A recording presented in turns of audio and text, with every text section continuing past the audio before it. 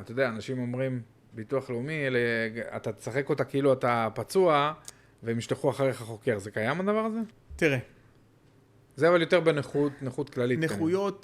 נכויות גבוהות וקצבאות גבוהות שמשולמות על ידי ביטוח לאומי, תמיד אל תרגיש בנוח מדי. וואלה. כן. כן. אני יכול להגיד לך שבן אדם, ביטוח לאומי, קודם כל, לפי חוק, יכול לפתוח את התיק שלך, גם אם הוא קבע לך נכות לצמיתות, יכול לפתוח את התיק שלך. מתי שהוא רוצה? מתי שהוא רוצה. וואלה. כן.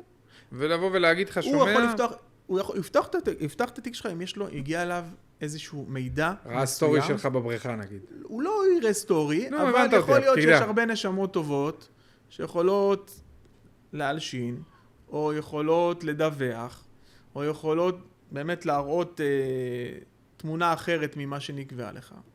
ואם ביטוח לאומי, וזה בסוף מגיע לרופא, והרופא רואה אותך, לא יודע מה, מרים, משקלים מאוד כבדים בחדר כושר, ואתה אמרת שיש לך פגיעה בכתף, שאתה לא יכול להזיז, אז תשמע, אתה תצטרך לתת תשובות.